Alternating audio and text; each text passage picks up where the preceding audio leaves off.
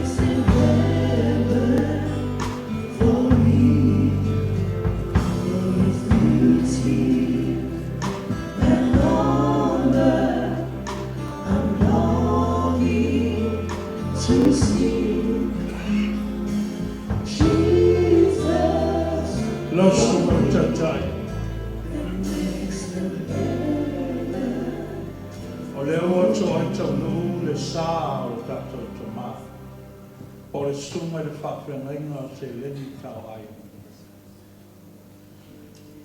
Mai o tarani. O ia foi. O le toi ina o kia. I ona toi sauniga. I lalo I foro na male. I le nei asu. I manuia tele sauniga. I lau su. Pātata.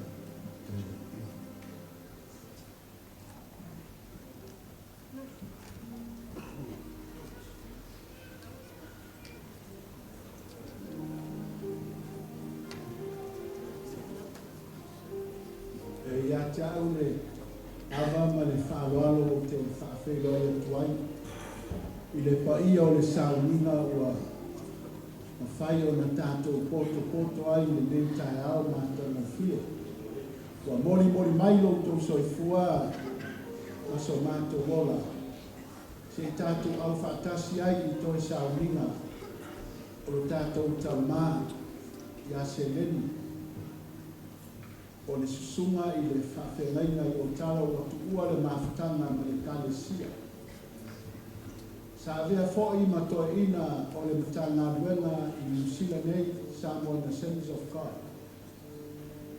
E le ngata fōi lea o ia o le tasi o le sui o le board a le komiti o le au matuspa ia o le Bible College. Ia le li o tātou whaatasia. Au le fōi sa tausia li ai le whanetua ia tiuri. Kapea fōi le no whaalo ma inga na lua. O se lupe sa whaalele fōi. A wā le pa ia le fio o le tapa au whaasina ia ma le toa. Ia inga sa ma le toa whaapele usoni. E sa pola pui fōi e le launga a waia a wānonu manua si whanua. Au se lupe whaalele fōi a wālo mani e toa. Lana toa mani matua o lala toa. Sa whaafai ma pola pui e whitalaina ia namula uru matuilani. Lea ua whaile fina ngano le atua. Au se lupe fōi sa whaame melo iai. I el paia o aina. Ai mai se fōi I al whaitua ia tūki a wan paia ia le niu. Reu soli I le aina salva lasi. Ai mai se mamanu ia tui sa mau. Lea ua whai mai le fui se tasi o nupe whalele. Ona o le fina ngano le atua. Praise the Lord. Hallelujah. Fatalofa ye o mawhai o na poto mai. Paolo mga whamalo. Ai mai se fo I o wo mai masani. Ua tātou whaatasia I la luifo o le manu ma le fina ngano le atua. Hallelujah. Hallelujah. It's a good privilege for me to welcome and greeting to you all. Superintendents and their lovely lady. reverend pastors and their wives, and all our friends who are gathering together for the last moment of our dear father, Pastor Seleni Taoai. Hallelujah. Praise the Lord. He departed this life to the better life, the glory of our Lord Jesus Christ. Can you say amen? Amen. Hallelujah. Hallelujah. Welcome you all in the name of Jesus, our Christ and our Savior. Talofa, talofa lama. Wa tātou iai le amataina o le nei sauniga. Pa ia i le atua, pa talofa fo i le wharitua i atu. Ma le nofo alo, ma pa ia o aina na lua, ma lo le lo tele i le ali. Pa fitai le whātoa toa iaso whapene. Kai tono lo iai le mawhana o le ananga o le atua. E fusia whaatasi ai tātou. Ona watu ua e le toa o le tala le leile soifuanga ne. Hallelujah. Ua wala au lona matai i ate ina. Ni la tai au la tātou iai. I la amataina o le tātou sauni. Iova le atua.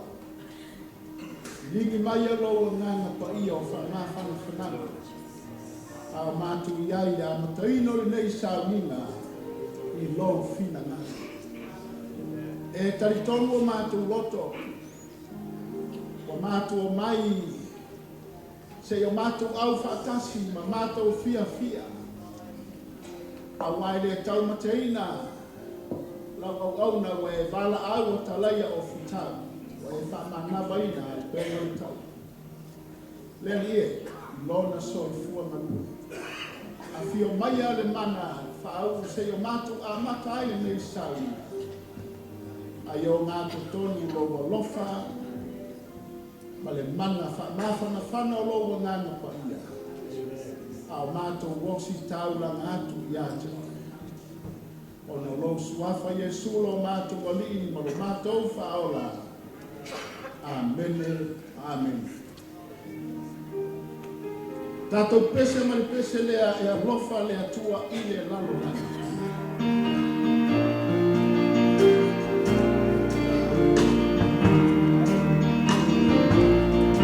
E alofa lea tua i le lalo nani.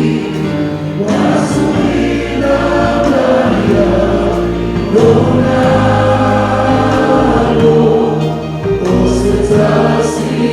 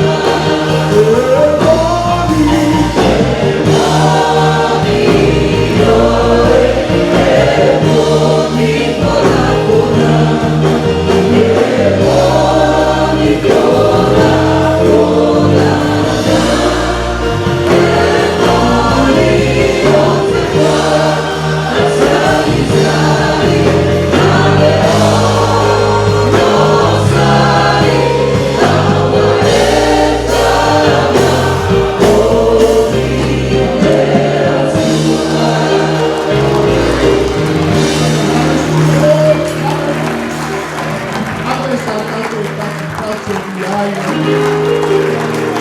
Lord. Praise the Lord. In the name of Faitawina, ole Fiona Fau. Sumaltoina ya Pastor Tapelu au Paau. Ole Faitawina ole Fiona Leli. Whafonga maia, o nisi lei o whaitau mai titono le Fiona pa ia le atua. Le amoa mai le tusi a Yosua i rona mtau kumomua whaiu kumomua si e whangata mai i whaiu potonu.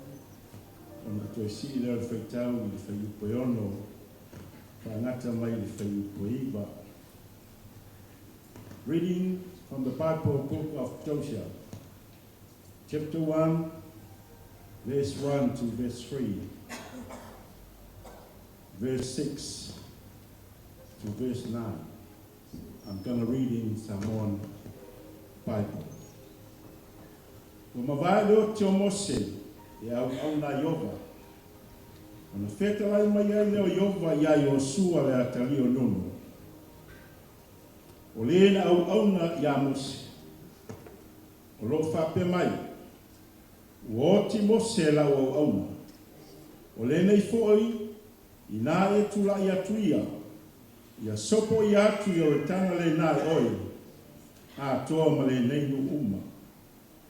I o le nuu, ua fo i na atu ai i a te i la tau, o le whanaunga Isara e lava. O mea umalava e solia e o tau alo shiwai, o te fo i na atu ai i a te o tau. E pei, ona o whai atu ai i a Mose. Ia e whamalosi, malotu tele. Aua e te tō fia le nu, le lau ele na o tau tō ai o la tō tamā, o fwoi nā atu ai a te i la tō. Tau ina e whamalosi, ma ia e mtua lotu tele lau. Ia e ana, ma whai e tusa, ma le tūla whono uma, na whai atu ai Mose lau au na i ate oi. Aua e te au ese ai le tū tamatau, po le tū tauangavara. Ina ia e manui ai oe, i mea uma e te ane ia. E le te ai o mutu, le tusi o le nei tū la fono. Ai e mafo fau iai le au, a toa ma le pō. Ina ia e ana, ma whai matusa, ma mea uma, ua tūsia iai. Ona manui ai leo, ia te oe o louana. Ona e manui ai lea, o te lei whai atu ea ia te oe. Ia e whamalosi, maloto tele, aua e te whewhi, aua e te matau, aua o Iova loa tua, o loo ia te oe i mea uma e te anu ia. Ia whamalia mai lea tua, i le whaitawina o nana whio pa ia nei tula ono suafa Yesu. Amen. O le atatou tūlai whatasilunga mori atu, o le viinga i le atua, mole le whakuputonga.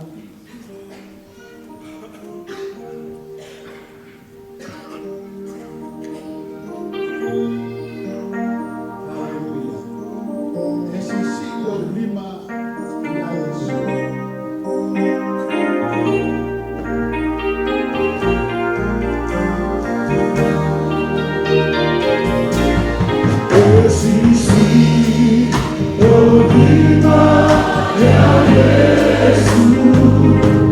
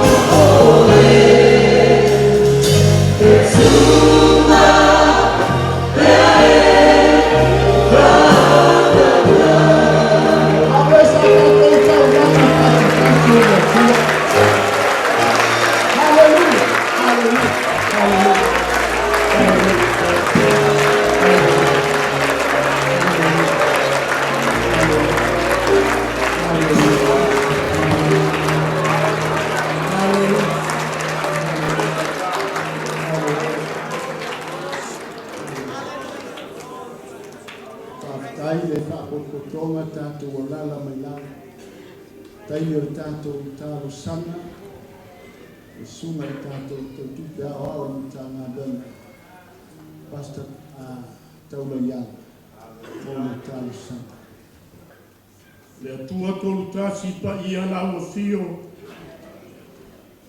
Le tua oe o le langi ma le lalo langi. Le tua oe o le pule ao ao.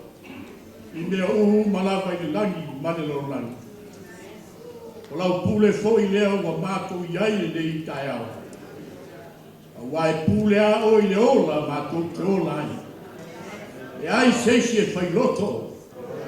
Ei foi sesi e fia poto i au fuafuanga. Au fuafuanga mamana. Vai fai alo fina ngana. I uso mātou loto. I la mātou māsaninga ma le mātou māwhitanga. E au ala ia Yesu lo mātou uso i ase lei. E fai alo fina ngana. Whaafitai au mea lofa. E au ala i o alo pelo Yesu ke misona. E nei wa mātou ori ai. E whanua no le mātanga le tino. Ai atu no i atu oe malofi na ngaro. Mātou te le whanua noa. Mātou te ori mami ia lau pio. Wa atu o le oti o le ola e whanua ngau. Pei o la paula o na ola o i atu iso. Paula woti o lo manuia lea. Wa i ai lau au na e pei o na mātou mātou. Whaafitai au mea lofa na whai ngoi le nei tamā. Lau au auna, tele wha, manu e ina o i mātou no na ola. Loto i ate oe. E tino ma le mātou whau ma loto. Whaafitai tele i au whamanianga. Ka ui le mātou tai le nei tai au. O na o Yesu au wala kuai le mātou wālau. Thank you. Thank you, Jesus. Hallelujah. Amen.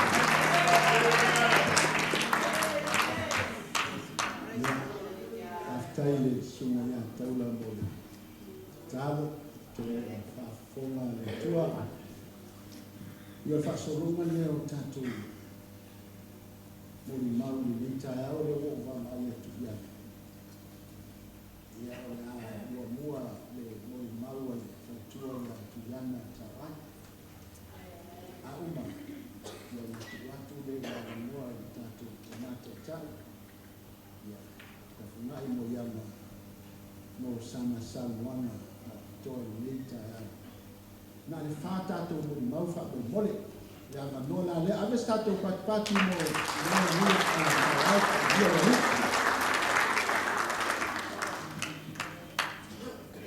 al sa le fatalo fa ile no malu ya sua tata o malava mai sa mo se yo Australia ia moto fatua fatalo fatu i sua fo Yesu fatalo fo i pa ia mali mamalu o le tatu watu no o lo afia ne le taiao o na le mo le mau ia o le foi to ina ia o te loa o tau silafia o a o le I do o na lua to ina. Praise the Lord. Praise God. O le aso whao me lua afe sepul ma tolu ia na whaatasi ai ma aroa ma tama ia o tusa nei wa lima tau sanga sepul ma asina ma aso wha ia le ume ma mawhtanga ma le tama nei. Praise the Lord. O le taala nei ia o te leo tue pai ai se mena ta ua e a e moni ma lava ai o te moni ma wa o le va wa o tama i le mama tanga tono le ma ainga ai mai se ngan venga le tua ai sia ina o amata le ma ainga ma tama nei e fa pea si ai tama ai a se file mu ya e whaatolo na maa misa ma tamane te lama tanga le maa ainga. He was a stubborn guy. He won't give in. Yeah. I saw for long he's stubborn. Yeah, okay, la for ya we malo nga. Yeah, we fetanga la. So we clashed at the beginning. As for tied to my kilo men fight tamane. For no for ala per faigolo na feeling. I find him to langa. Praise God. So he lectured me for nearly a half an hour. Praise the Lord. Yeah, I tell you, he molded me to the person I am now. And then I let him on there. Yeah.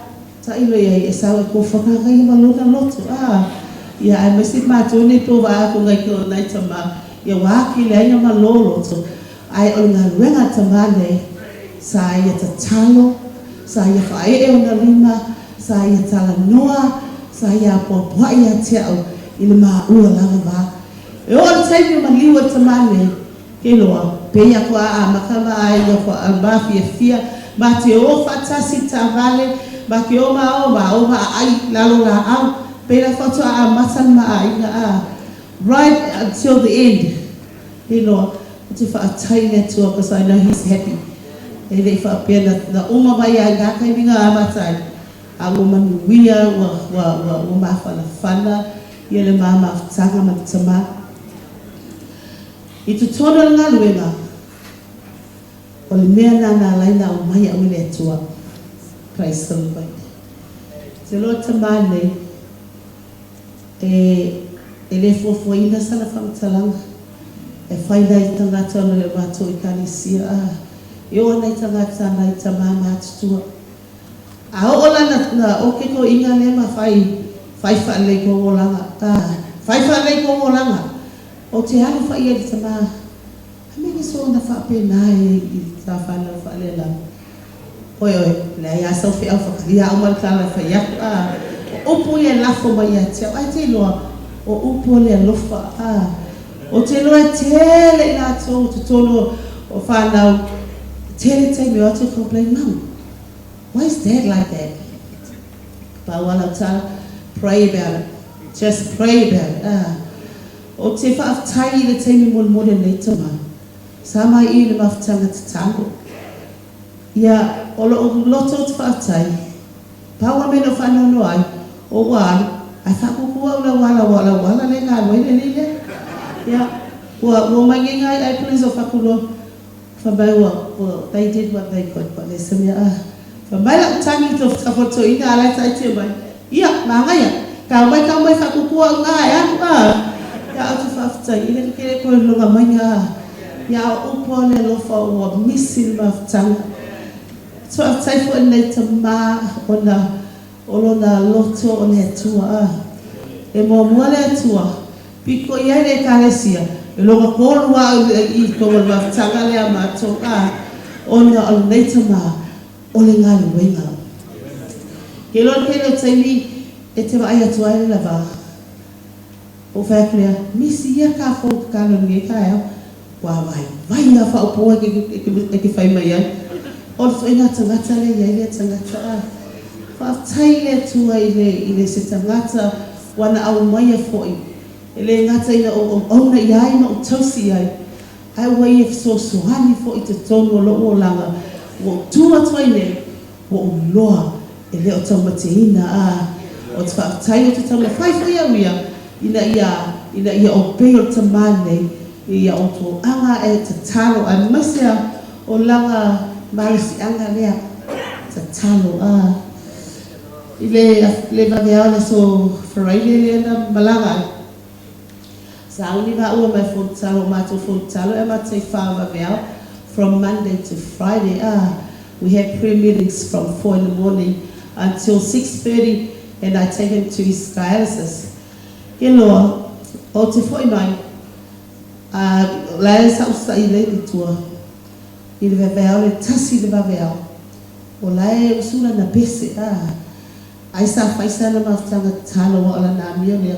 So se taimi e ala I tamalea. Pe whaafana ala vaveao. He started interceding that time.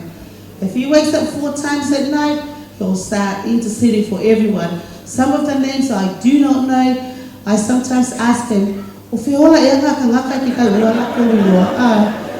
A whamai, whakariare kua whakasenga I ngō te ngata whakasenga. Ai ska. O te sawa o usura na pesere whamai, o oe le tupu moni, ye suwe na o oe Ia, lo sawe lo sa whai, usura le tali, o le malo, ke lo o usura le ina ua hari tama. Sa whapea, I think he was trying to tell me something. Lena alu le malo, le na pese ai, o le malo fi le mu. Ai ele ki viki a tell, o sa whai mo suso tuai Ta wala tahan o whati ai. Rai me o e pese le vaveo. Ai ata whamai, kalo whai. Ia, o whapea mai. Wa ka maasangi tau whatasi. Wa ta maasangi tau whai mea whatasi. Apo oi ka wala mua. La misi la e lesi O whai akunua, ia hafo ina lenga. Wale ai o nei whamatalanga ua. Ile aso lea. Ile ia so manatu. Ole so lai le tae. Ole O nei ai whai li waweawa e makele I o mai le mawhatanga talo. Mama e mawhatanga talo. Mama ato yo le ma routine ma sai le whai. Ile ai se sai fo ngai whapea mai a te au. O hao leo te mai. O hao le ese no ti ngā wawa. Ai o le teime nā luai. Kasi ale upu sorry and that was it. Nā ale leave kuai kua mo ini mata. Ia wa whiwa o e longi le tua ua whaile te talo. Ai ua le ia mai le ambulance o same thing. O te whakataiga ta mā e kiri vai aku pila lai tau wā mai E loa mo e while mua tua sere ni taimi nā. Ia o ina lava na mā whaamawai ai marita mā. Au te whaatai lea tua. O le loto tele na tui lo loto. O ina lea na tue a matana whaasolo solo ai lo loto.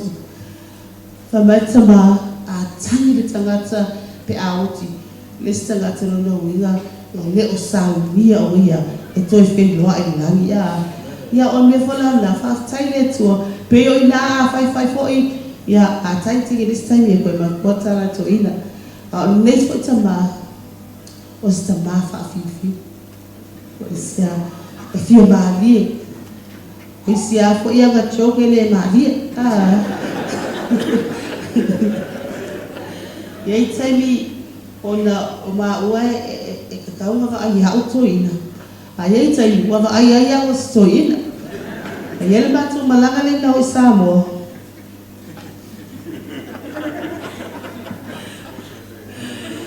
Mato o Samoa I o mauma makano whemanga ma ile. Le lauti mato ina ma sto ina o. Ia, o mai nei teine wa ma oe o rochits. Whamelo ngai kenge. Sorry, it was short stuff. E pe ako sa van le munga I gate. O whakro ia maha I whaina o whakro ia sto ina. Mai le ako e kia o te au. A kako sa van le munga. He lopo whemenga nunga ia. Ke ia ua mo waku ke uwaku. Kala ngoa mai malikenge I lunga kiauta. Ai le umia, ai sau male wheelchair. Aga sau waka mai, oso.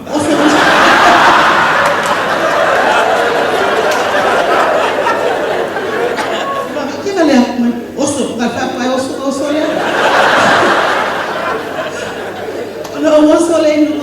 wheelchair. Ale whakari se wheelchair ngare ia whema. Ale o whamana ki o whawhia ko sunga o ke mamawhai a oe mai. Oi, se ngaro goso e whapea o ke re mwhai kuso oe. Ia, tasto ale o tama e watu si a oilele ia whatu tua mataua lai. Ma watu ma ua le keit. Ele kai kainga o le kwa ma o se mai le flole. E whai aku i e whatu tua mataua lai. Au mai ia tina mai kuso mo ke koi. Aua, se o makua fita kama kainga.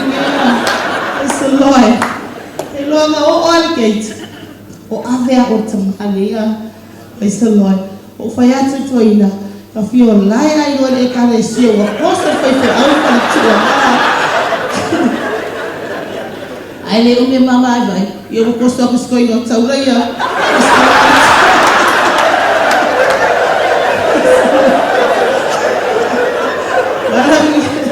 Lagi soi no taura mai. La sawa e sa so ko pe mai ale whakari mai iska kai o. Yo, whawhitai le tua. Ile malanga le Samoa o le malosi o toina. E o i tainu ato i sauninga wa never wa i whare sa mai ai e lunga e whonga whanenua. E o ato i tainu sauninga wa never ngā ala sa uni ani lalo ia ngā kura mai. Ia re whawhinga lea. E whai nei whare tua Yesu e ngā whakwa. Ai na o noa le lofo tamani ia tea. Praise the Lord. Tele ia mereina ia o hao ia te au. Tele fo ia taimi e nā te whaapea mai. Jumi, o lalo ai ke mau ai whaamani yang. A e ae lunga e ke pa ua e ale au ngā. Ai anu lalo e au mai o e lea tua i lalo. Whaatitile o i lunga ni mea o lunga. Ke loa o hao te whaatai, o tele whaanoa. Ai o te whaatai o iai se awa noa o te tausi ai. Mo whanongo ai, ma wha o mane ta mai a te au. A wa al whainga wau, e le pe se whainga sunga ainga, ai pe whai o longa a whawhiki. E whainga wau to ina nei, ko pe mai vai. A tu waiha mai, ko e whai yanga kele. Ia o ke aia to ina a, ai ke le se whi au o mai ina ta mai a te au. Na ia o wa o ia te au ni me te tauna ui ai. Na ia whaaturu tono wau hele ia ese male lalo langi na ia. O le neito ina, o le lima maa whola ia. Lea so tofi a esperai malanga. E lua tupe na maa otu o le tustupe. Se oena mana o miele so soani tamane. Wako mumu, awa o ka mo ele penga. O ia nga le ngofoa, whale o longa le kio. Ai kuria, ali o le respect. Alu o le post. I le aso lava lea, ai o le tahe o la spalaili. Ai malanga lo. E miliu ase ledi, o la le meale whai lima mawhola. He'll give to anyone who asks. Even if he doesn't know them, he will give. He gave to the little kids that were running around I kongo o whalimai. Ava atis tame titi o la emana o lantama. Fear Isaac, fear you, you'll take whatever's in his pocket, give it to the kid and tell him, earn by what you want. Praise the Lord. That was the kind of man he was. He had a very kind heart. Praise the Lord. He opened his heart to anyone and everyone. Hey, for Isaac, I am there for a lot of council. Hello, Hatama. Ofo nga malama na tua e limit lang ang ilis. Pamay, siya makwai-fi yan. Makwai-fi yan, mega fi ya. O fa, ano mo, may kakakaw famay yan. No. Tell him, yeah. Nga ko may loa. Tell him you don't want to do. Yeah, well, sound wali nga ko ya. Can you keep it down? Alam fa may kala kaya fa. Kaya loa nga, wala ko fa ya ko tanga nga. Okay, fa sa isip ka fa sanga. E maria nga may iskan ai o te whaisa o ia to ina whaatuai e iei keimi a e so nga whaifa penai I ofisa la waki le ainga kuwai me whai mai a whamena tara ai o lea tua ke au onga iai nga o tawa mai a lea tua ni liu le loko le linga whai le mele ka kukuna nga o le tangata ngata sa te leo na whatutu. Langa nga trustinga le ri imea malava. O le whamanianga fo ina tonu o tara o na ngā luenga tamalea. Le ngata iona turi vai, a alo na lima maa fola, a alo na whatua tua, e le aise mea e whaingatai le tua. Praise the Lord. Te loa o tara o tofu ma le whamanianga mai le tama. Whaataia o le tua o na mausea manoa, e au nai le tama, ma tosi le tama. Praise the Lord. Pei o winga ia whaingatai le tama. E ala ona pe o te whanua noa. O te le ti ngā ina tausi se mai o pa i mai ta o te tamane. Praise the Lord. E ho o te ni nā ese ai. Whai mo fie me o. E ho o longa slona la e ngā noai. O ke o sau male dry grina kau whai te toa. O i nāna o loa ina o tō fo i atu whani. He wants that. E lau malanga ia na mea sau. Sa ni umaya nga me olang whainga malanga yo na la e sa uni umatama. Praise the Lord. Ola hele message mo tato. Are we ready? Praise the Lord. Do we know what time we're going? The Lord in leia tamane. Ina ua utala noa i le whalamai. Whalamai le upo le tamaloa ale fawai. O ke nei loa i no to o loa. Pe whaafenga ola wa never na tauna malanga 2-3 years ago. Praise the Lord. But then I know o le atua le na lai na malo si pia tima. Praise the Lord. Ia tātou foi nei tai au. Tātou te le whanonoa. A tātou sauni foi tātou. Ia tātou wō. Tātou wō male mauti noa. Ina no whaanga lo whaatani mai tama. Me foi lana na lo se no roto. Wa ke o vai mai o kani whapero no o winga la ai longa e o mai silo makua le hi. Ia, o le tala muli lava. Ina ua, ai lo ua sofa nau la so lusfu fa o February, la samu muli masina le te atu. Ai maliu lo le vai aso moa. O saule tua saulo te tala whamai, e ta wato o tau sanga ala ufa mai. Ia, mai wolo makua silo makua, ale ake ni to poi a. Ia, ai o te mele te talo mo ini mata ala ufai te talo mai le tua whamanuia nei tina. Praise the Lord. Ia mua alofa ia ke oe, alofa mai aile ia tia. Ia uko ele ka le sia. Alai whai ale te talo a e te loa. Whaftai le tua e moni ala na upu a. Ia mua o alofa i le tua. Ai muli a se si mea a. Praise the Lord. Ia, pala watu isi whanau. Whale ngaha o mai a usu tātou pese, tātou te awa lofa i le tātou te mali nei foi tu la. I whamuni a tere le tō mo i tātou, ona suafa Yesu.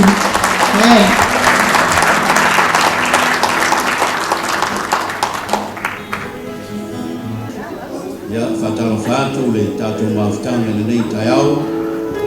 Ia, o le atasi ase mo mera o saunia le whanau whale nganga Seleni. Ia o ni mātou toi alo whaanga nai si mātou tama. Seleni, whaafutai o lau toi upu whamalosi lau whanau. Nai whape mai, ia e whamalosi mo lau tene. E lava le upu o lo le mua te Salonia mta upu sifulmane lima al whai upu e lima sifulmane walu. O usoe, ye tu mau ma le whanga e tia mai a luano lo tō whamalosi ina ngā luenga le li ma le leo noa. Ina ua o tō wiloa e leo se mea whale a ngā lo tō tauti ngā i le li o tara. Lau tō toiwa aile lo tō tamā whale nganga. Le aso muli whale nei o si o tātou tamā i tō tōno lona whale. Manuia lau malanga.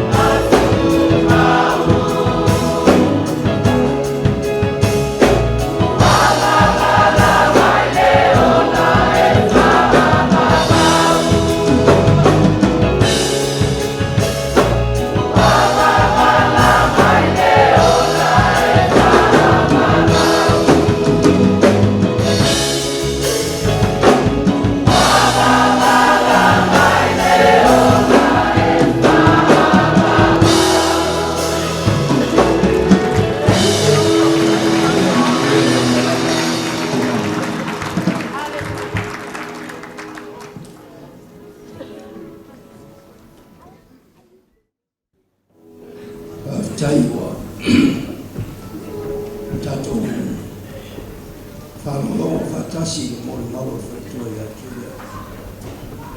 Tu sama maftama masuma. Tu ina litana lema por suma ya Seleni. Fatalo fatu malo suma tata.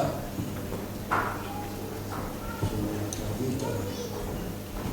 Mayani suma ya kita tau papa. Suma foi a iafi o sera te o yelu ni taiao ni yasu. Ya masa foi o ona le tua malanga mai Amerika. Malanga mai Australia. Mai nisi foi o tatua tino i Samoa.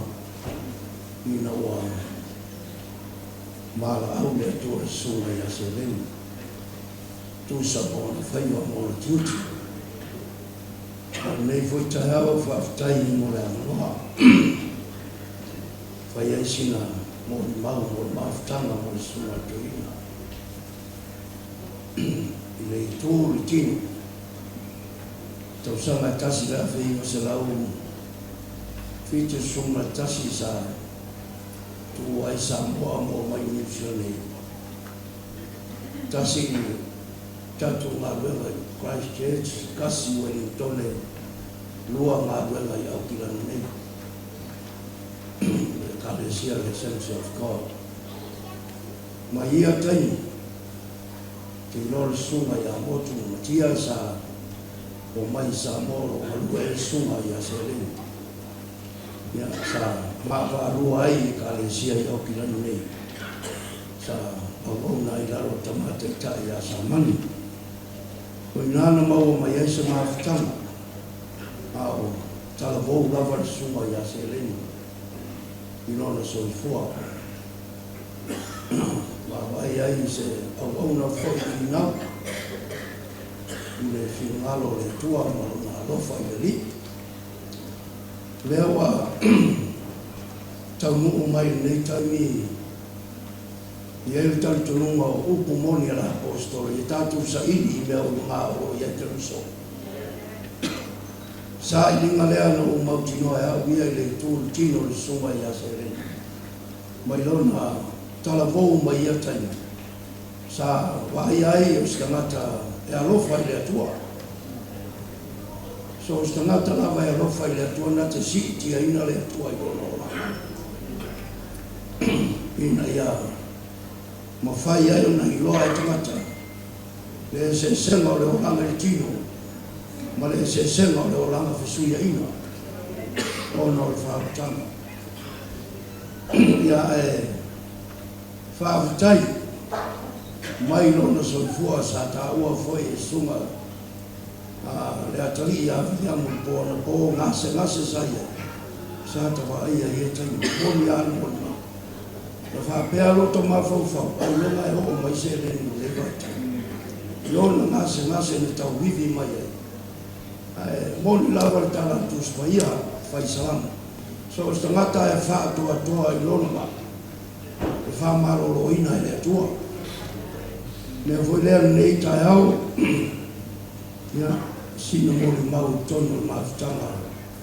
Ma le suma ia Seleni i le komiti whafoe. Pastai le tua e pei ona waia foi ona tūla i mai whamalosi ngā wenga le tua mātou mawhtanga e mawhanawhana e mawhtanga le sunga i a Seleni ia o maasani mātou pūrenga o maasani foi komiti wafoe ia i taimi a mātou taritara no ai mo le ati na e o ngā wenga. Yo ni shata ile o papa yatu wa moe Seleni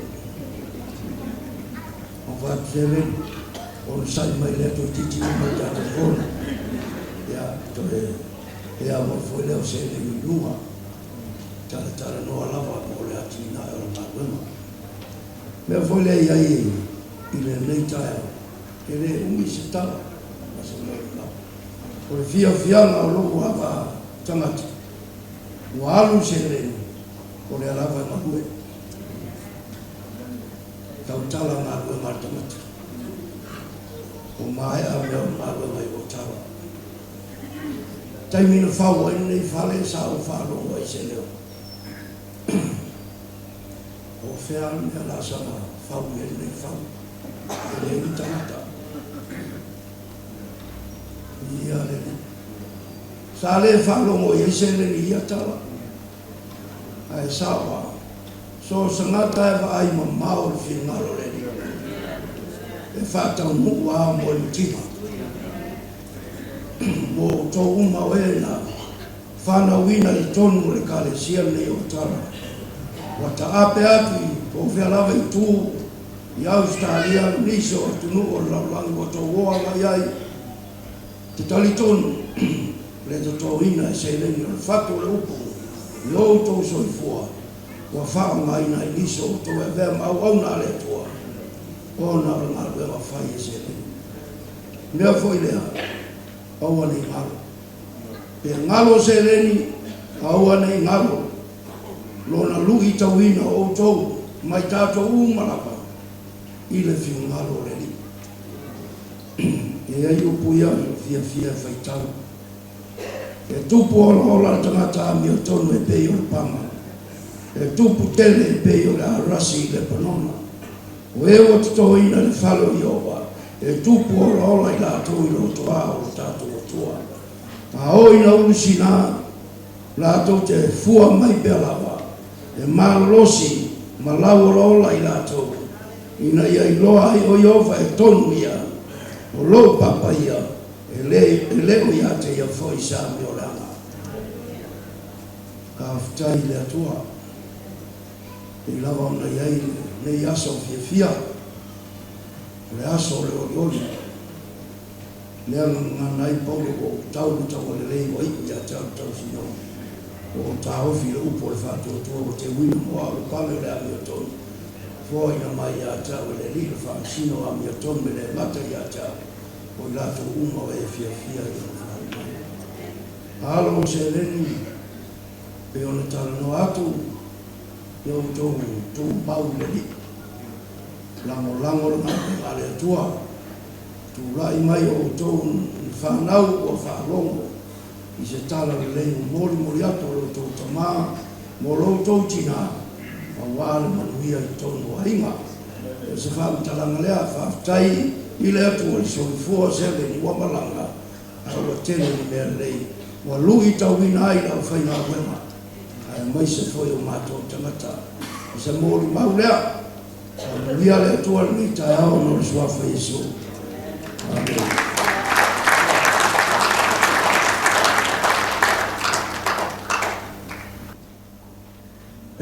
Whaatalofa atu.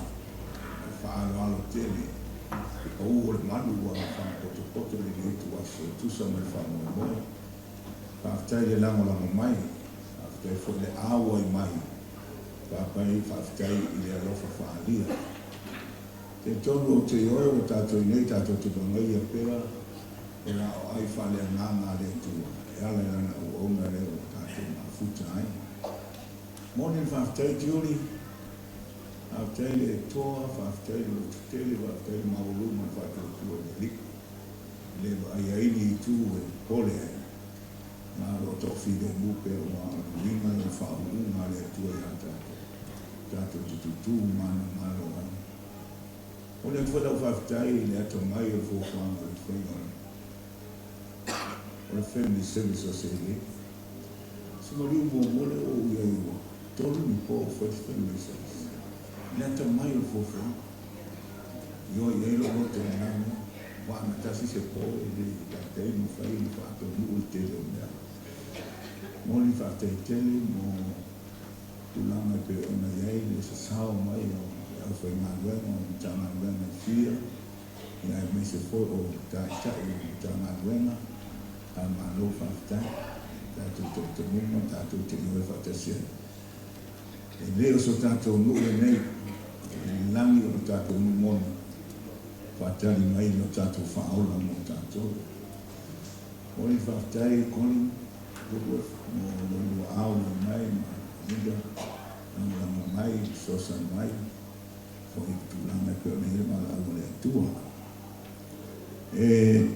e ano le mautala, le umatala, le ni taimi pupu fo i taimi e au mai ai tala.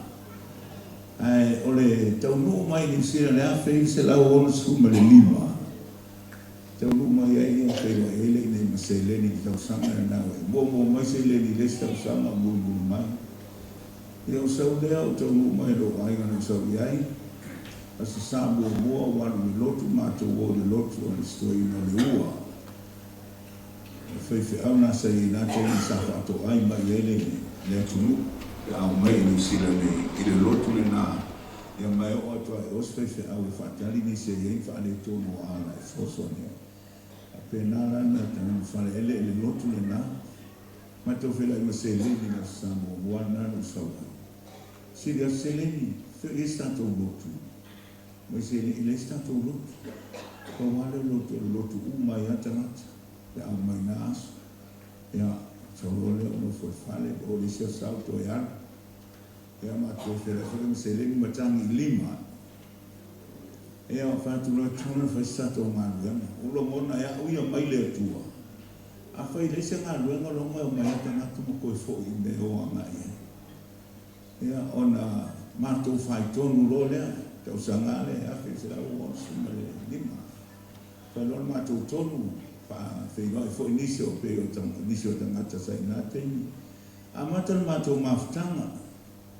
Mātou a mata e whaia mātou tala inga i aso tōna i uma. Ia ma mātou ana pongi mata tālo mo le ngā luenga. A mata mai le teimi nā. A whedi se lau ni rea tau sangale a le lau ono suma lima. Na suma li suma ia sa mani ma sa pari. E asi mai mātou mawhitanga. Wai whaia mātou tala inga na mātou maile e whiawhi mātou poto e se whali. Whai ero mori maua mātou tala inga na mātou whetā nise ia ma whaia mātou sauninga, whaia mātou tau tironga. La fole Samoa. Ia, ona au mai nala awina melole sa mani sa pari mātou mafuta le weekend e le tuuanga le nā wa onga. Ia, o oilole ni teimi ua la toia e a onga toi malanga lola ua i le awhi se la uonu suma le ono. Tau ia male whanga e oto wa wha. Ia koe fo i maile on mana. A tol mai ase neto ato e fo i aila lea. Mātou ngā lue maile mai teimi le nā i te ia i kurei lino konsan pisa i eisa mo i nā aso. Ili i gai te i o mwingi si i mai mea.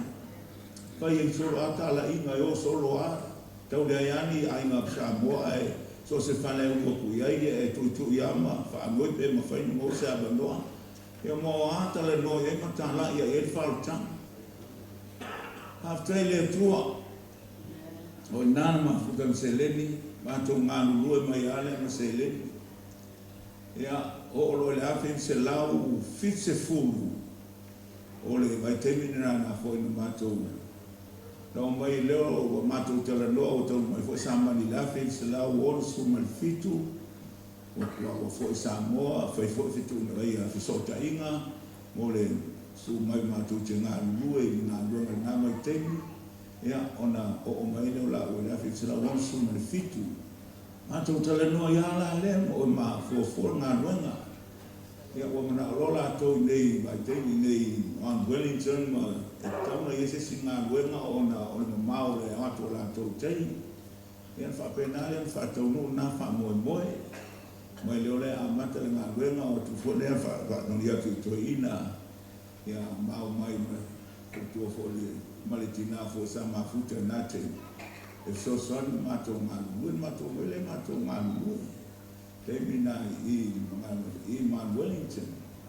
A mata ele si ngā luenga. Nā tau mwhai ala lea sa ili solo fō. Te o ina mo le whaisala o i mangi. Mātou lole whatau le whale nā. Ia whai ero i nāle ngā luana. A whai se rau fisu mai lua le nā. Mātou ngā lua mala lea. O li tina ia whao esi. Ma le tamale a inga ia seni. Ua whai ngō na suafa ia lolo. O nā ua ia. Nei ero la la ngona i se ngā luenga i fia whai nei o tara. Ia o nā Fantasela ma pou te tele e fo i whato ese. O la tona na la tō mana o i se ngā luenga.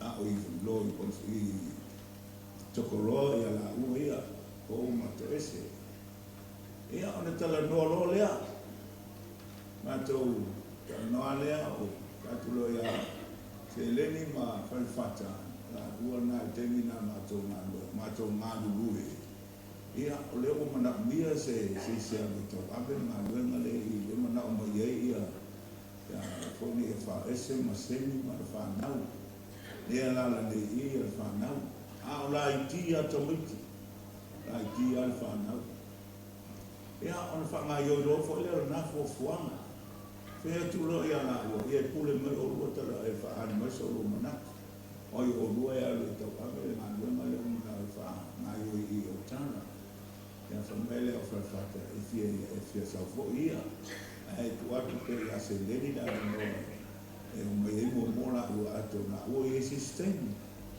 ia ona mai role Seleni ma sala ma te ili ma mele la o na ma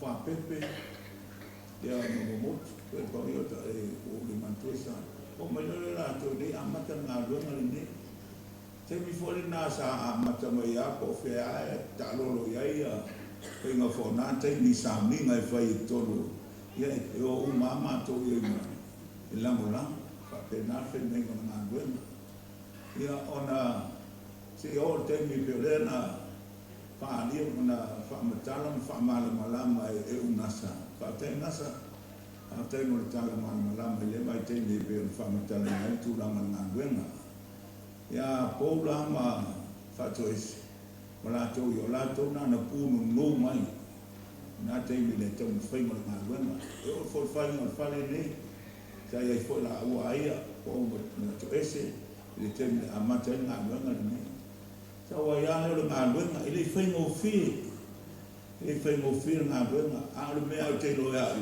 o le ma rosia le o mo ma te le o mo se mo se ni tana ise mo se loto ele ise me bo nga me le mo le loto che lo fa con la se loto le fa le mo le loto io pure a con la le mo fa mo ele es po wala ma a si fe che lo ko le che ni mo na che lo ko la o mo ma che lo ko ele ise me mo nga me le loto o ka o mi sa tanga te to te ma le pe ka le se mo loto ele ai ma sei mo se loto fa me tu spa ia o ia ile loto le ko ke o ile ola fa ba na o ia su wale mo ta tu ti o ile ola fa ba after ile eletronate ia wa me anga e watu afito ai na aso ta la e go fa mai na mo ko ke o ia ku la ile o ia se loto ta la ia ko me fo lo ma ko loto ma ke le o ta la se loto ta la ile ala ile langi ile ola fa ba o Yesu le ala, o Yesu le kumoni, o Yesu le ola,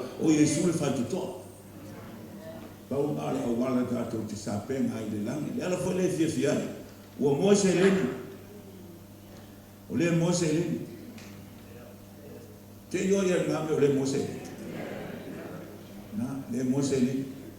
Pa fetai a Seleni o mo mal o le tua o mo fa reina. O la ala o mo o ti le tino ai ona le na. Pe la isu o tu mane ona le fa tu ma e te uno oti ai ona a e maliu a te Italia Yesu e luo oti e oti lo tino to e oti lo wanganga ai maliu a fa ola ina oi na le oti a tino nei na e moe lo lea wa fo e to tu mai e tato te to tu uma so se tai via e o testa ngata o le fe au ma wa mai ata to wa esa ngi te o wa le sta ngata to a pole ai le o tino fa akula o yo la no me ko fe ngata me la o e a o pole ngi te mi ngi fai se fo fo sa te penga le yelo fa mo i le se ola e fa ba na lo nei o le langi tato te ola e fa ba Mato ngā rua mele ma Seleni. Stara pupule te toi foi la te ki tuatana. A o yeita matou te i reini le ngā buenga. Seleni sa fai ngā luenga le fale fai whamalu i te i karane e pro. Ai no foi i reini. E sawa na mawila vi mai. Na ngule kaka mo bona mo ba ya ye fa ko bin wile bin. Ma no si o video ko. Ti ngal ma lu a fa wa ya se tele no ba be. O le si na la i mo wala mo mai len ki ngai. O le mi lingo le wita. Ia fa fe tai ai le tu. E ma lo ina le ya se le. Ia bi ia le tua. Ama te mai lo nga lo na tonu wala le nga wenga. Nga wenga ne o tara. Wenga Krili to ina ya samani pulpule e mana wenga i man Wellington i temi na ina wasifio o ina o mawal fatsai o mangele na la o mo ya Megri ia mana wenga o tara a lista usanga so oga ia na yo e fate la o nga lu ina nga wenga le man Wellington ne lo na faila na wenga fa solo mai ale nga afe iba se lau ono se funu ma le lima na matai nga wenga Samone Assembly of God i nei i Aukilani. Lona faila na nga wenga tekna nga wenga le nga Wellington de sa sunga for fata skin ma Susana. Pa solo maala nga wenga sa wailamba se o mane mai tai o lo anga le pe ma lo fangia le tua. Kati tana sinatana ya le sunga ya Seleni na wamato mafuta mangalu ia otala na ile to o esa otala ina mai mo otala lo soifa tangata malue tangata fia le si tu taua le ate paftai ia fa ese maseni fa pepo ma fato esma ma moto ese ile lango la moino nenga lo na mai o le ngalo le fasto uta ina o malanga tinale i Samoa Pagese. Na la toi amata nga wenga na fasto ute isa tui. Na yen nga wenga na. Se tina toa. Tina toa le tina. Se ta ia e turi ese male ai nga fasto uta i le fo iai. Le fo i no lala i le nga wenga na. Fa tai fo ia le tua ia tau mata ma peni. Fa na le fa sa ia ola tia. Ale wa fo wa ngalu ne ngalu le fo ne ngalu e sale ma tau matai i sata puala le ngalu ya peni ma freedom i takani fa na uslo mutu le wa o fa ma ya le tu na ngale tu o to ye oe a alu kele popole o laile tuo lo ai mo la fana fa so le tua fa ngai le tua le ai a se tangata fano pe mane amen ska le fa ta ye le tua il fa le la ta tu te le mai ai le pona amatai le na po le pola sa e o mai la so ne le ta tu te ye le tala loina o fa me alo fanga le tua le so fu se le fa nga ina le to se le le la ta to te fa so ai ya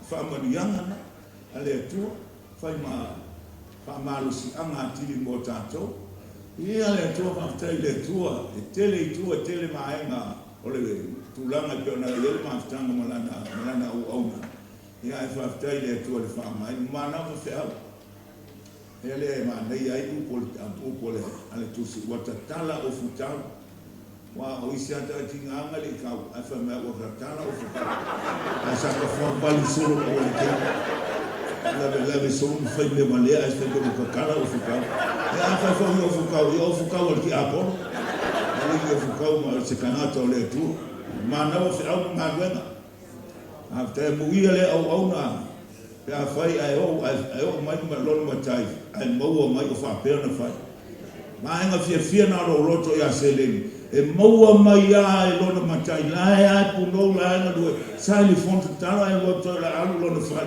ai mala au ile tole awana vai oi e le fa pikongi me mala oi a e anu a pe ke alu la ngalo nga mala oi o mala oi a le wo fa tu ta ne a e le fa ona ina sa un le oti lo tino to e oti lo wangama moe Seleni fai fatasi wo moe Seleni na amuia mona o paia se o se tofi no wa to le ol pula le oti fa lua fai matupu fai ma osi taulanga fatasi ma keriso ile afeto sana fa Seleni malo ka felo i mape a o se o se afo Yesu Toi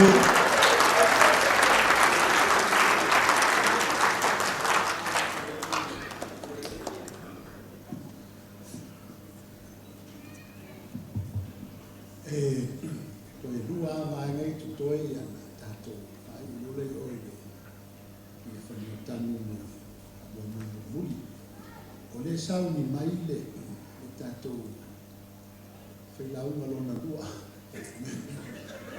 Hallelujah suna ia Dr. Tawita Panayari. I'm so proud of this man because I know him very well. He preached short,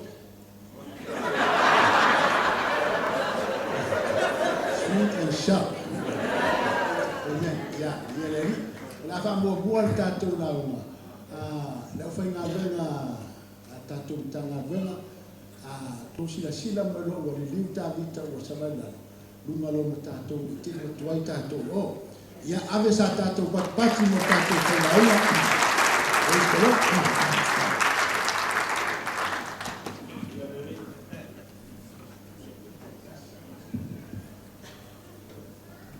Tia tātou tālo, mātou sahoni whaalongo I lau whiau le tai au, tō matau I nai lau whanau a whapeo nei wala au I lau ona I a Seleni.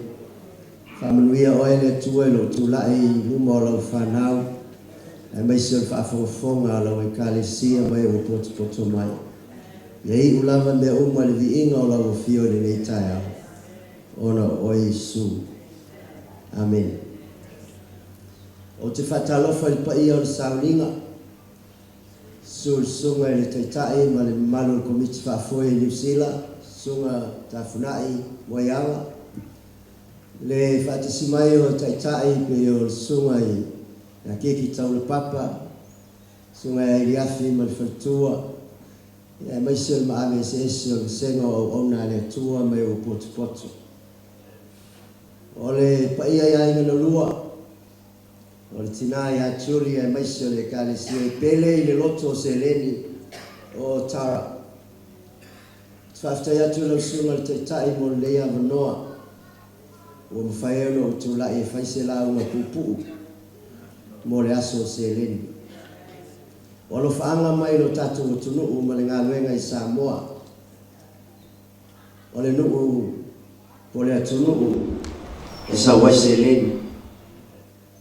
O le tunu ma le ngā luenga e alofa I ai Seleni. E pele I a Seleni le ngā luenga I Samoa. Tele o malu o whawina. O le malanga mai o ona le tua. O le tele o taimi mātou te whalongo mai o Seleni. E si ngase mai nisi o lau whai ngā luenga I Samoa. Ma to ai tau nuu I a Seleni. A manuia e toi fo I atu ma le fiafia. Ai a whai o I nei lava a mi ai le tua. E mātou te vai mai lava lotu atu Seleni. Moli atu au auna le tua e whapeo na si mai. I mamalanga sao tua I le langi. Mai so lau whai ngā luenga ngai mai mana onga o le ngā luenga I Samoa. Te leo taini nei e malama mātou e atu ngalu pe au tau waia ni whai whiau mai Samoa. Ai whaftai le tua le ono sai. Ai maisi o sunga I a Seleni. I au ona le tua e ngai mai ona o mana onga o wasi o tātou matunu. Whai tauina le fionga le tua na e whaafonga iai stei walu. Moli mauina ai o le tua e pule au. O le tua o le na whaia le tangata. Le tua na tausia le tangata. O ia o le alefa le omeka le amatanga male ngā taanga. A mata ia te ia I ufo I me uma ia te ia. O ia na iai le amatanga o Seleni o ia fo I lea ua iai lo na I unga. O ia sa iai le amatanga o le au no mose. Sa sao ai e le tua le nei tangata mai I le ngā luenga whaatosanga na se manu e oti ai. Sa sao e le tua mose mai I le vaitafe ma sauni ai le afafino le tupu malana au mea mamae e whaasauina ai le soifua mose. O se tangata na sola ai sa tau muri ai le lofa o le tua mai ia toi faali ai le la au tala mai ia toi fafoi mai ia Mose o se tangata le tau anau na tā sa finau i le tua i le lefi alu sa hiu na fai atu i le tua i le iloa tau tala ai peitai sa tau muri ai lava le alofa o le tua laga o le tua o ia e mai le amatanga o ia foi o le ngataanga amatabea le tua i soifua Mose iai le tua ia Mose i tele o vavenga na faia ai na umaliu Mose sa whapitoa lava si saunuanga le tua ia Yosua ma le nua o Israelu e winga i tangata lea umaliu matau ai le tua o Mose woti ai woti le oti alana lava au auna leu soe le itai ao tatou te soifua mai soifua mo le tua a tau tatou taimi manama tatou te whamoe o le tua e te tau na whetalai e winga ia te i tatou po ai i tatou amuia Mose na whetalai le tua woti ai woti o lau au auna o Mose tolu me tāua te whia tāua le nei tai ao o le whaalupe le tua ia Mose. Moses was called by God my servant. Ua oti lau au auna o Mose. Not my hero, not my miracle worker. E tele mea le rei ma tele mea matautia na whaia le nei au auna. Ai raso no na maliu sa le whapeane le tua wa oti lau tangata taua wa oti lau whai mavenga wa oti le na taina le papa ai whapena o na tafe mai ele vai wa oti le na mai moina le sami ulaula whai ngo fie ali saunoanga le tua e winga ilana au auna ua oti lau au auna o Mose o le tangata malona tupuanga o le tangata malona whasinamanga o le tangata malona taunuunga. Le soifua o Mose sa pule awao le tua i le amatanga, sa pule awao le tua i le umi na lue ai, sa pule awao le tua i le taimi na umai no na soifua whamai tuspa ia na tanu lava i le tua. Seleni, o le tangata sa whapena o na iai I le vaenga le taua oulua I fua ia whapotonga le tua. The man was one of those early converts of the Assemblies of God in Samoa. O la tau ia na ulua I tau nuu iai ia misionale ma la tau tala ina le tala le lei ma whaola ina ai oulua I fua ia o le ngā nuenga whapotonga le tua. Ma malanga ma iai tau sanga tau vou le foina ave ai o se tasi pe o na whafonga le mori mau. Ulua I tangata nei o le ngā luenga le tua e maisa o whapotonga le tua. They were the early pioneers. O e nā sā le ngā su o le tai ao. O e sā ngafa ma le whainga tā o le ngā luenga. Ua whainga o fie nei aso. Ma le nei au ngā tupulanga. Ai a whalongolongo I tala e le I whainga o fie le afu malingi le soifua tautua. O ila tau e Ps Seleni. People did not follow Moses because of his position.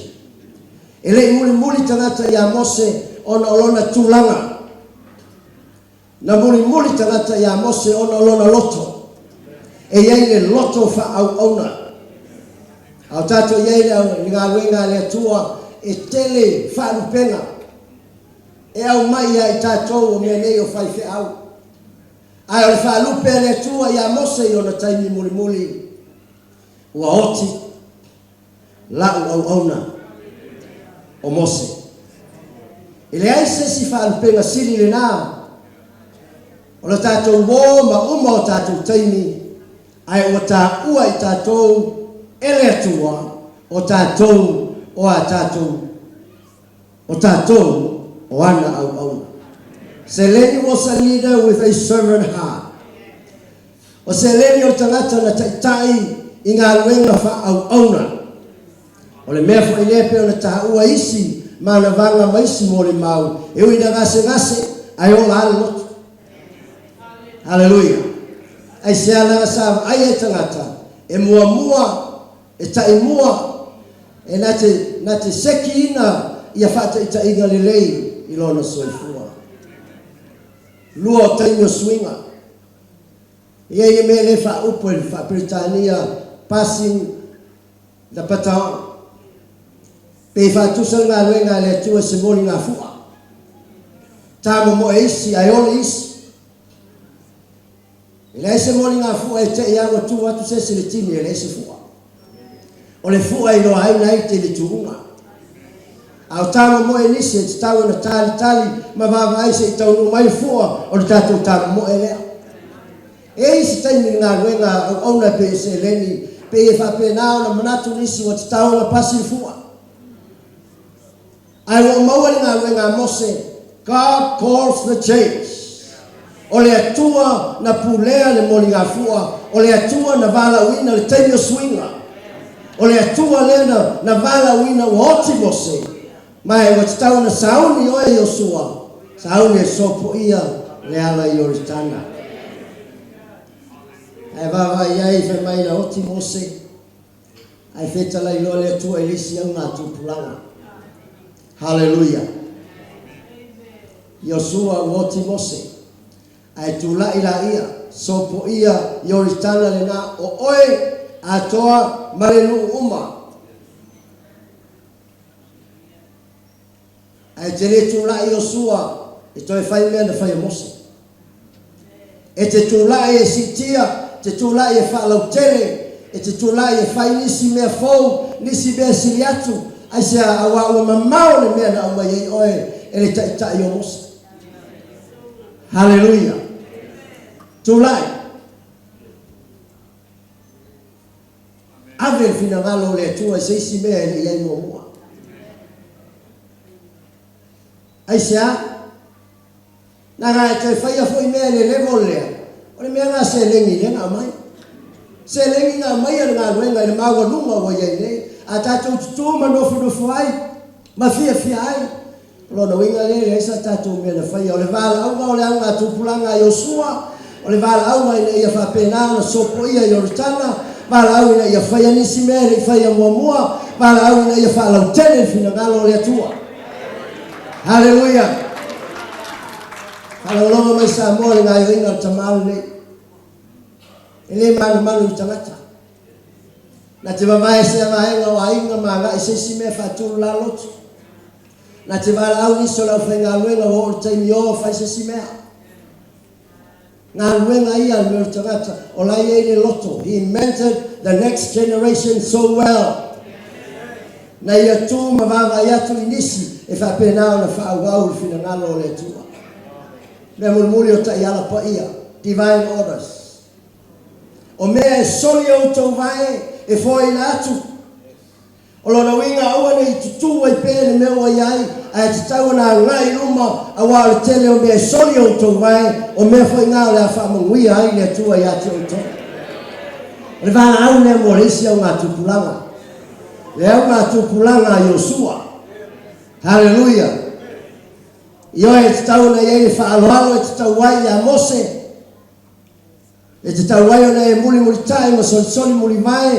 Ma le whaaloalo e te tau wai i au au na mātutua o le ngā luenga le tua. I lau lama vavai. E tau whaaloa noa le loto i le mele au ngā ngai iei. Pioneers are starting to leave us. O e na mua i malae wa mata o na vala au iai le tua. Ngā luenga sa mua wa leise si o la tau ia.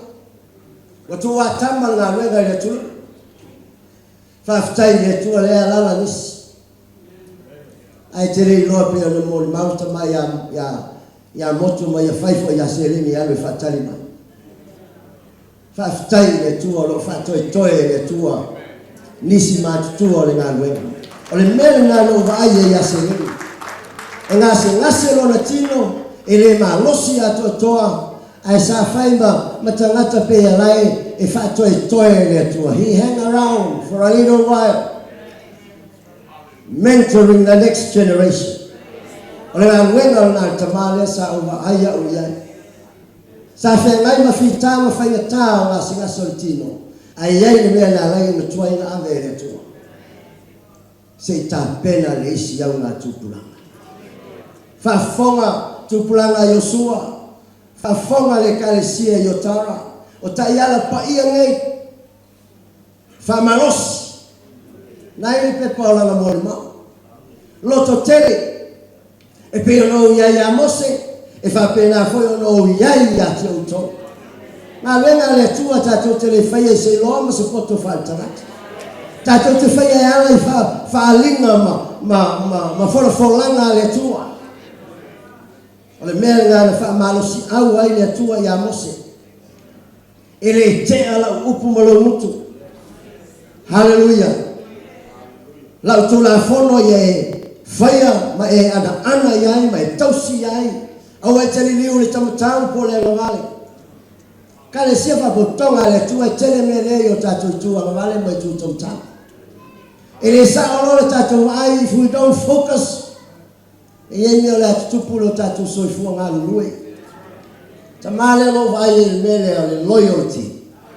He stayed loyal to the work of the Assemblies of God, not only in Samoa but in New Zealand and worldwide. E pele ya Seleni na wenga le tua le fa botonga le tua lena mo mbau se tasi o talvo na po e tasi le upu na te fa ngai na mo Seleni o le fa maon me le siaki le tua le tau e mo tato uma. Be courageous, be bold, be faithful. Sa ili mai fa penga le tua mo ni se fa wa wina nga wenga e sa ili me o lai e no loto e sa ili me lai e le toa e te le fefe to sa ili le me o yai le fa maoni le loto e fa maoni. Tamari he's a visionary. He sees visions. And I say lo fa alima ya itani na o ai sa o tu spaia na te talo atu Samoa mo se soswani mo se fainga paang na toi tonu manatu le leile le liumai ma se fa ai loa komiti fa foia pule mo komiti le mana onga a se leni na matamea na ina tonu manatu le komiti la fa pela tala no fa la wetele ma mo ai le tonu ni usila o le faila o tu spai ale wa ye hallelujah. It takes a man. Tasi astangata na te ilo falinga le tua ona tatu ai le via le tua oti ya se lengi na yeye poi na hata le ava tuspaia awale na casino fa unga le la o mai ai umi la yaso ai vala au ya ile tua le fa fa wau na lenga le tua tu pulanga Yosua mai tatu uma mai fa alo ya Mose mai na mo en malai tato te fa ngai na folfolanga le tua fa mo moile ile nganga o le tua e pule le tua yo tato wola amatanga maleunga hallelujah. Now the pioneer, the builder, the visionary, the servant is gone. Seleni is gone. Let us rise and cross the Jordan and take the work of God further. Wahoti lo na winga wa umalo na nga tupulanga ai ia le tua sa au auna i le tua. What's next? Tulai. Ave ngā nuenga le tua e risi mo mao. Whaftai le tua ngā nuenga au ngā tamaa. Alo tatu wala au no lo tatu vai tau. Mo moli i fina ngalo le tua. I se mea le io o iai mo mo. Pupu wala pesi o aloi lana. E wala tamai le aso e le toiai se loto tima e le toe whanoa noa pe toe manini ni loi mata ae mafuta e whavavau manera mani ona o au ele aso o se aso fia pescata samaritani ele aso Maria Malanga Seleni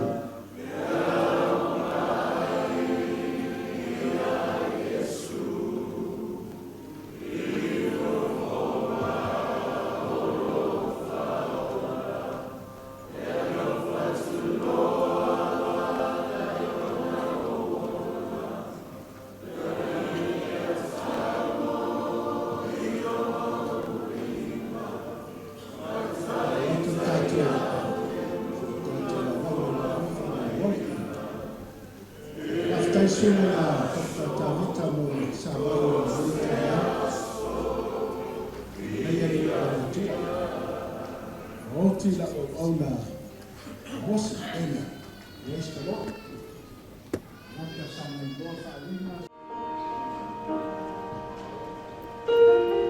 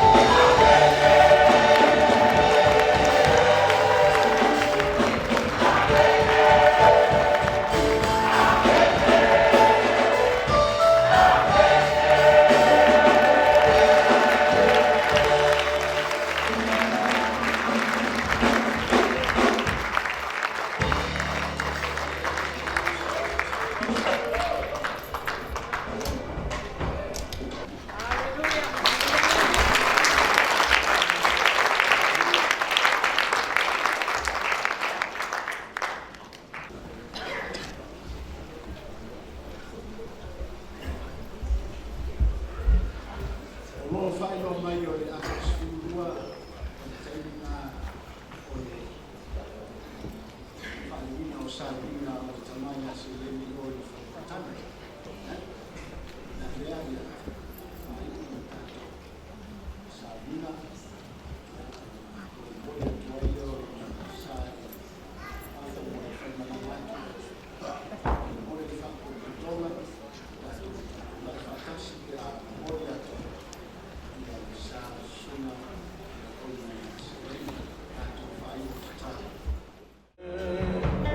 And he's riding on wild horse, sword in his hand. He's riding a wild horse all across the sand. It's loud and sword in his hand. But he ride with me.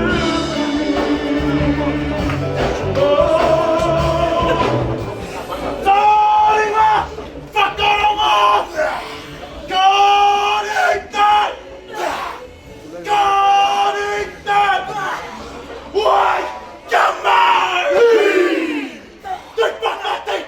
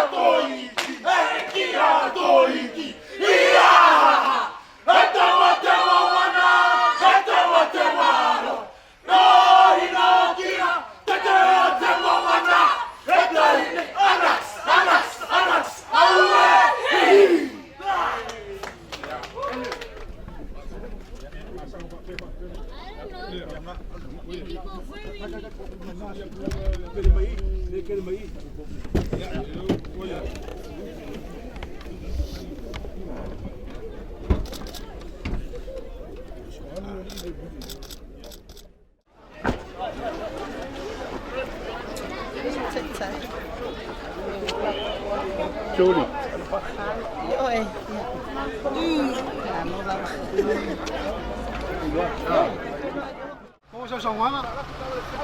Ya manera bersauniga Brunei so Maya Seleni.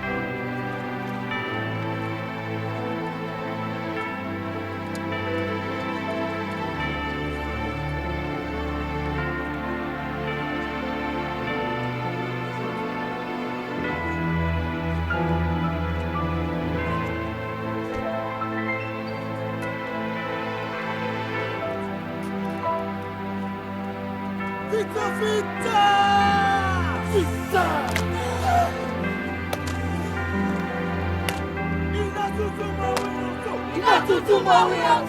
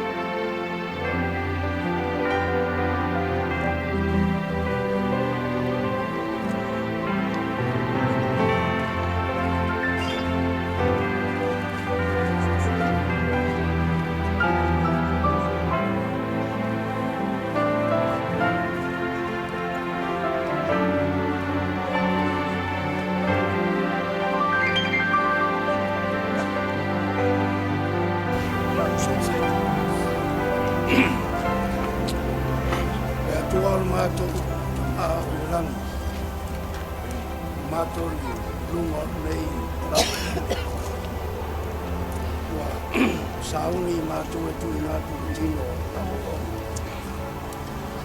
no whanga uma na saumia o tangata i ere. Iei taratununga i owa au. Wai o te oe lea ngālo rau o. Pea mātou mo i mau nei asa.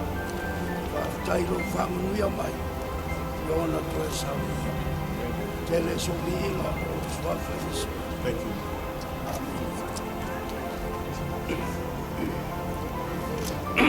Tangata o whanau mai wukine, o sa o naso, ona wa tumu i le atua tuwale. Tupu ai o ia e pei o le funga, ai sele e seina o le amwhai atu o ia, e pei o se ata, maua le atu mau. Wā tātou te lei au mai a lava si me tasi i le rau. O mau tino a fōi i tātou te lei ma whai, nā me e se ai o se mea e tasi. Pai atu fōi o ia, no o sau o le lava mahai ma lava o lo tinana. Na au fōi atu iai o le lava lava. Na fōi na mai e ova, o ave se ina fōi e ova. Ia whamanuina le suafa e ova. Mou, i loa o lo soi fua le na te tongi o laina. O aso amuli fōi e tūlai mai ai o iai runga. Le lau e lele. Ui foi na whau matia le nei tino. Te ama vai atu lo pau. Ai o te iro atu le atua i lo tino. O te iro atu lava ia te ia. Moa au lava. E vai atu fo ia i o mata. Ia te ia. Ai leo se tasi. Mea le to ia i o manao i te tonu ia te au. Ua whetala i atu Iesu ia te ia. Wau nei le ala, le upumori, ma le ola, le lea lua tu lava se tasi i le toma, le a leo i mai a te au. Le whātua tua mai a te au, e ui lava ina oti, a e ola na mai a. Tangata ola uma o e whātua tua mai a te au, e leo ti lava e o i le whāwhau, o e tali tonu mai e i le nā mea. I o tonu o le nei i ola, o lo ia i lava le oti, o ia o ai ea tātou te mauailu sosoan. O laua fionga, o lava i o vae, o le ola ma le wha moe moe ngā umma o ngānga.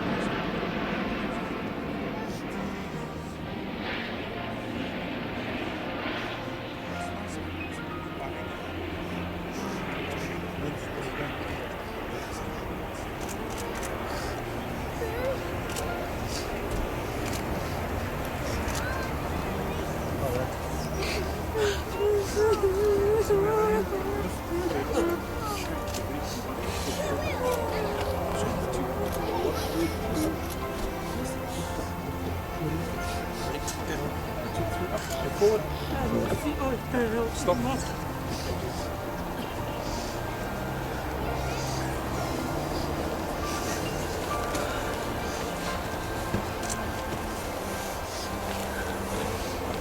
Wao le pule tonu le atua, ilo na alofa tu noa. Tu e se ina atua I a teia, le anganga, o le awauna ia Seleni Taoai.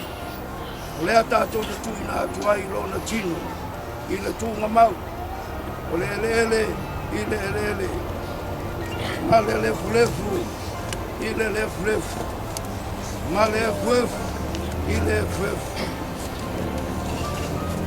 Tātou te talitonu, matua whāma e moe no toi tuku mai o e ola, le ola e whāwau. Wa ona o lo tātou wali o Yesu Keriso. O le na te li ua o tātou tino o le anga, ina ia whaia e whātatau lona tino māta mo fie. E tusa mo le mana, nā te mo whaia o le whātoi laroina o mea uma I a te ia lama. Na o whārongo foi le leo mai le langi. Lo whāpea mai I a tāu. Ia e tusi, amuia o e oti o I leli. E a mata I nei ono pō, o le alava o whētalai mai ai le nganga. Ina wa lātou marolo ia lātou ngā ruenga ti ngā. Wa lātou ngā ruenga foi. E muri atu I a te lātou. Lātou te le toi fia ai, e le toi fia inu foi.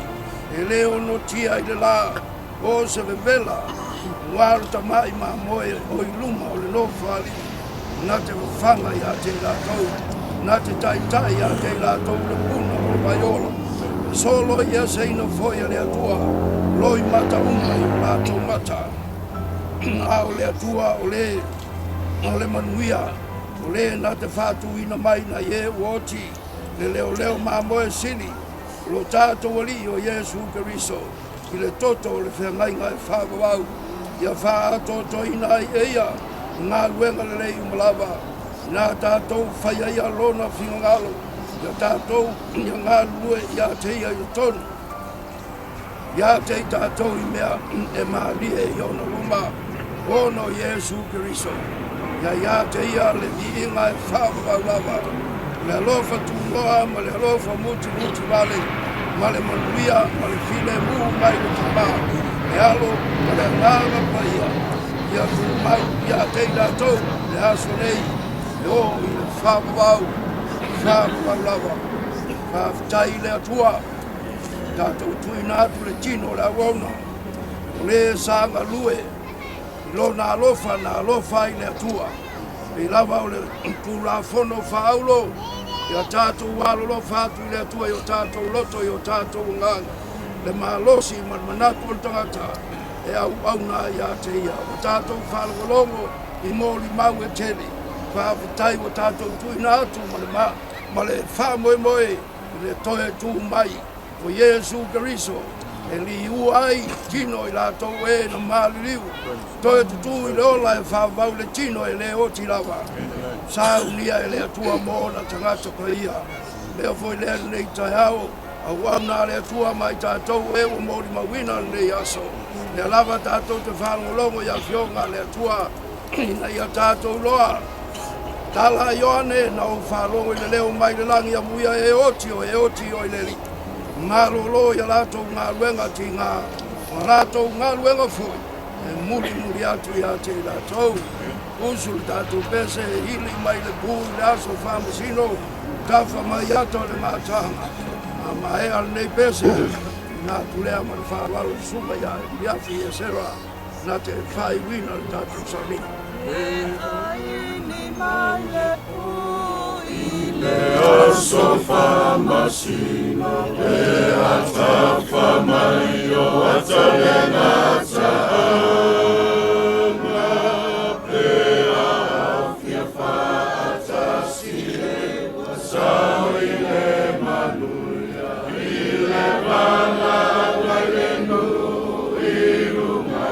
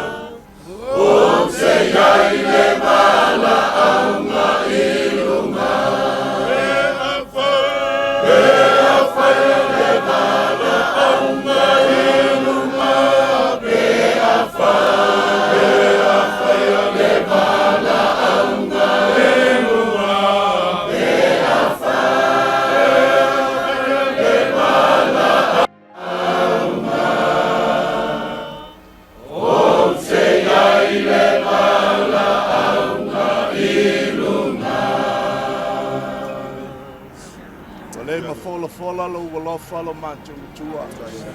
Mātou tutu ai lo mātou wali I lunga o le nei tu ngā mau. O whapaia inga lau a fio ona o loutu ngā mau lo mātou tua. Whaptai lo mātou tamai lau mea lofa na fo ina mai ai mātou. Lau au auna na mātou ngā lulue masava vali whatasi lo mātou tua. Mātou te ifo atu I lau a fio. O mātou loto e tumu I le whangai e tia. O mātou nganga ua tumu I le whawhitai. Ono le nei mea lofa tāuana e au mai lo mātou atua. E whaima pofonga o le tala le lei. E whaima moli mau I lo lofa. E whaima moli mau le anga le lei o lau a fio. Pāwhitai le whamoe moe o lau a mātou, mau o lo mātou atua. I le toi te tū mai o e, ua oti lo mātou tamana I le tū mau ono o lau toi tū. I le nei la vaso lo mātou le ie. Mātou te tui nā atu lo nā nganga I lau a fio lo mātou atua. Ma le manatu ma le mau tutu lo mātou wha moe moe. Mātou I toi wheiloa I si aso I luma lo mātou atua. Whawhitai lo mātou ta mai lo uang le lei. Whamanuia ia Julia ma le whanau. O ainga na lua lo mātou le ie. Iau fitia I lātou le mamalu o lau a fio. I lātou lo le mawhana whana o lo alofa lo mātou atua. Ma le whaunga mana mai lau a fio. E te liu ai lo mātou le ie. O le fulefu e whai ma mea mātanga o fie. E te liua le whanoa noa e whai ma suau o le oli oli. E te liua lo mātou atua lo mātou mawhatia e whai ma vi inga ia te oe. Mātou whape atu lea lea tua le tamale alo ma le nganga paia. Ia whamanuina lo suafa e whamavau. Anga le lei ainga na lua I eilo walofa tu noa ia I la tau ma lau whamawhana whananga. Whamanuia lau a fio I le kale sia Seleni. Anga le lei ia I la tau lo mātou atua. A whapeo na sāwa wali luma lo mātou tamā. Ia la tau langona lo mātou atua lo whatasi atu ia I la tau. Ma upu na mātou whalongolongo aile na yaso lo mātou atua. E whai mata I ala o le lumana I o lau ngā luenga. Whamanuia ia au auna, le taitai ma le sui taitai ma I la tau na la tau ngā lulu e whatasi. O toi sea se tasi mai le fui fui lo mātou atua. Ia whapeona I anga le atu lo mātou tamā ia I la tau. Whamanuia ia I mātou umai le nei aso lo mātou atua. Ia tupu pēa lo mātou whamoe moe I lau a fio lo mātou atua ma lau whao le tanga. Tu mau mai le anga le lei o lau a fio I lunga ia I mātou le nei aso. E lofa muti vale Jesu Keriso lo mātou li I ma lo mātou whaola. O le mawhitanga ma le whau o inga ma lo nganga pa ia. A mata tu nei se yo le whawavau lava. E toi a fio mai Jesu I la o le a me lana whana Ia o sauni mo lona fio mai e a me lana whana Jesus is coming from heaven above to take his children home. I must be ready when Jesus comes to take his children home.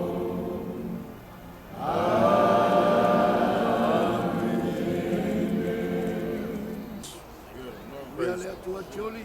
Ia le. Ia le atua no foialo. You're everything I wish I could be.